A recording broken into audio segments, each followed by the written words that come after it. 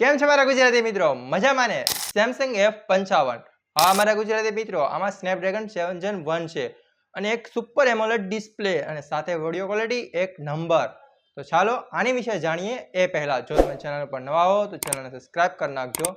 હવે હું અહીં બોક્સ ખોલી રહ્યો છું સેમસંગ F55 નું અને જોઈએ કે આમાં આપણને શું આપવામાં આવે છે.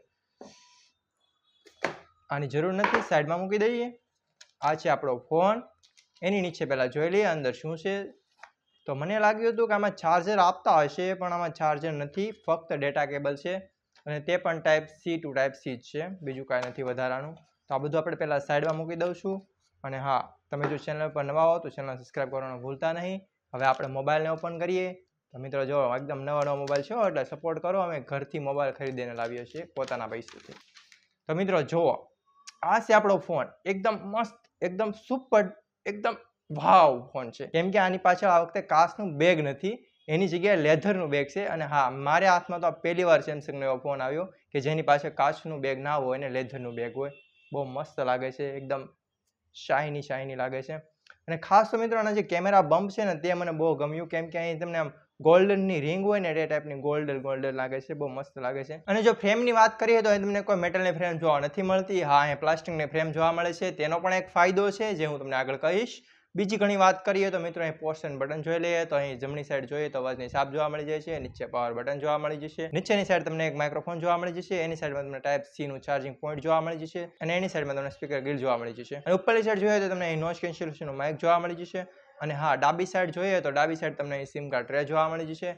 તેમાં તમે 2 નેનો સિમ લગાવી શકશો. ઓવરઓલ મિત્રો લુકની વાત કરીએ તો લુક બહુ મસ્ત આવે છે. હા, ફોન એકદમ પ્રીમિયમ લાગે છે અને એકદમ હાઈ બજેટનો ફોન લાગે છે. હવે વાત કરીએ આની ડિસ્પ્લેની, કેમ કે મિત્રો આની ડિસ્પ્લે ખાસ જોવા મળી જશે. એક તો તમને સુપર એમોલેડ ડિસ્પ્લે જોવા મળી જશે. 6.7 ઇંચની આ ડિસ્પ્લે છે. આનો સ્ક્રીન ટુ બોડી રેશિયો પણ એકદમ મસ્ત આવે છે, કેમ કે તમને બેઝલ્સ ઓછા જોવા મળી જશે.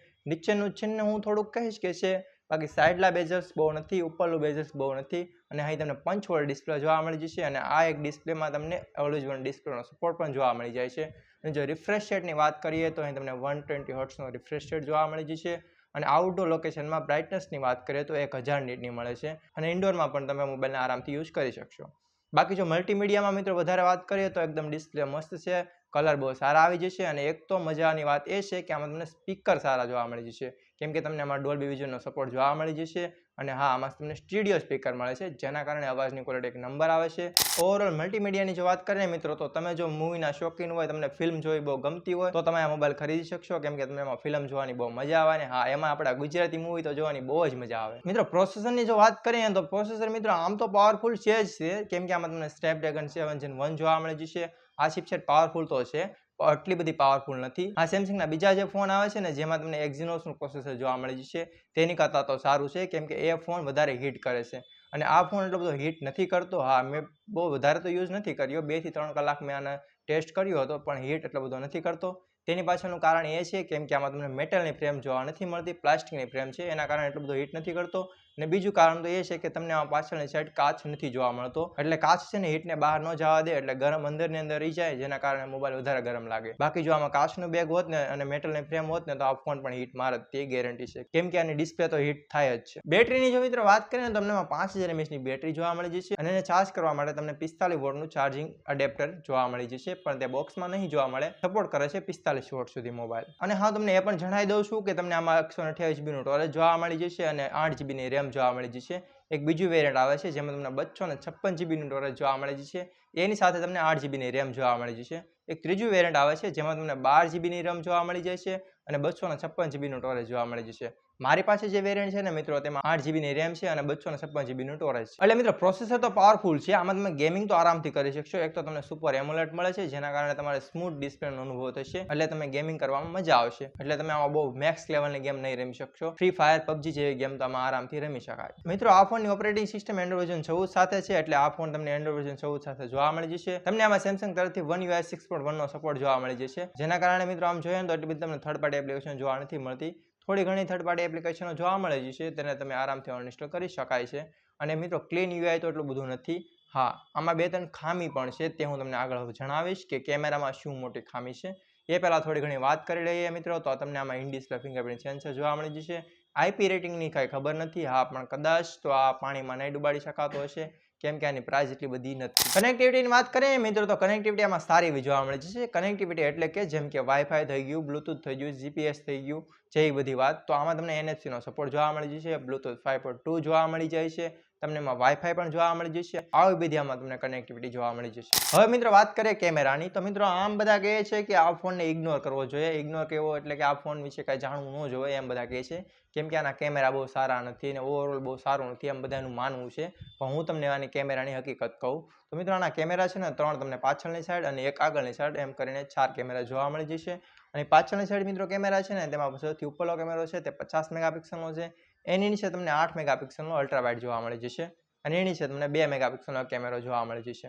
અને આગળની સાઈડ મિત્રો તમને 50 મેગાપિક્સલની સેલ્ફી કેમેરો જોવા મળી જશે. મિત્રો ફોટો અને વિડીયો ક્વોલિટી બંને સારા જ આવી જશે. વિડીયો ક્વોલિટીની વાત કરીએ તો તમને એમાં 4K 30 fps જોવા મળી જશે અને હા, તમને એમાં 1030 fps અને 60 fps બંને જોવા મળી જશે.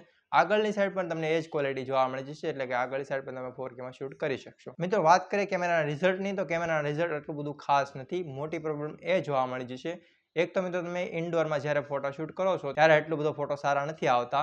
હા, નાઇટના ફોટા મેં પાડ્યા છે તે પણ મને કાંઈ બહુ સારા ના લાગ્યા, બહુ કાંઈ સારું રિઝલ્ટ નથી આવતું. અને મોટી પ્રોબ્લેમ તો મને એ જોવા મળી ગઈ હતી કે જ્યારે હું મિત્રો આમ બહાર ગયો ને ફોટાને શૂટ કરવા સ્પેશિયલી, તો મિત્રો તે ઓટોમેટિક કોને ખબર હોય કે ફોકસ જ નહોતું કરતું. કેટલી મેં પ્રયત્ન કર્યો પણ તે ફોકસ મોડમાં આવતો જ નહોતો.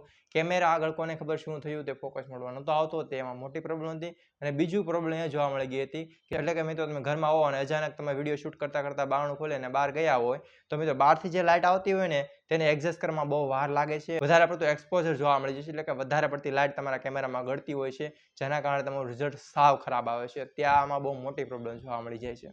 બાકી તો ફોટા મિત્રો ડિસેન્ટ જ આવે છે, કે બહુ ખાસ નથી આવતા. જેટલી પ્રાઇસ છે એ પ્રમાણેના ફોટા નથી. હા, એ એક વાત નોટિસ કરવા જેવી છે. ઓવરઓલ જોઈએ ને મિત્રો તો આ 25,000નો ફોન છે, પણ હું તમને એક મારા ગુજરાતી ભાઈ તરીકે હું તમને વિનંતી કરું છું કે તમે આ ફોન નહીં ખરીદતા, કારણ કે આ ફોન એટલો બધો ખાસ નથી. જો તમારે એક સારો ફોન વિશે જાણવું હોય ને તો તમારી ચેનલ ઉપર જઈ અને જલ્દીથી જઈ અને બીજા વિડીયો જુઓ, તેમાં તમને એક સારો ફોન જોવા મળી જશે. હું તમને ગેરંટી આપું છું કે અમારા વિડીયો તમને પસંદ આવશે અને એને આવશે. જો ન પસંદ આવે તો મને કોમેન્ટમાં જણાવજો કે અમારે શું સુધારો કરવો જોઈએ.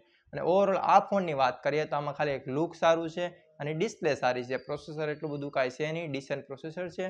અને હા, રેમ અને સ્ટોરેજ તો એ તો બીજા મોબાઈલમાં પણ જોવા મળી જશે, બહુ ખાસ નથી મોબાઈલમાં. તો તમને કેવો લાગ્યો વિડીયો એ મને કોમેન્ટમાં જણાવી દેજો. અને જો વિડીયો સારો લાગ્યો હોય તો વિડીયોને જલ્દી લાઈક કરી નાખજો, ચેનલને સબસ્ક્રાઇબ કરી નાખજો અને બેલ આઇકન જરૂર પ્રેસ કરજો, એટલે મારા નવા વિડીયો તમને જલ્દી મળે રહે. એક નાની અમથી નોટિસ કે જો મિત્રો તમને અમારા વિડીયો સારા લાગતા હોય તો જલ્દી પહેલા અમારી ચેનલ સબસ્ક્રાઇબ કરી નાખજો, કેમ કે અમે તમારા માટે પણ કંઈક કરીએ છીએ, એટલે કે અમે તમને ગિફ્ટ પણ આપીએ છીએ.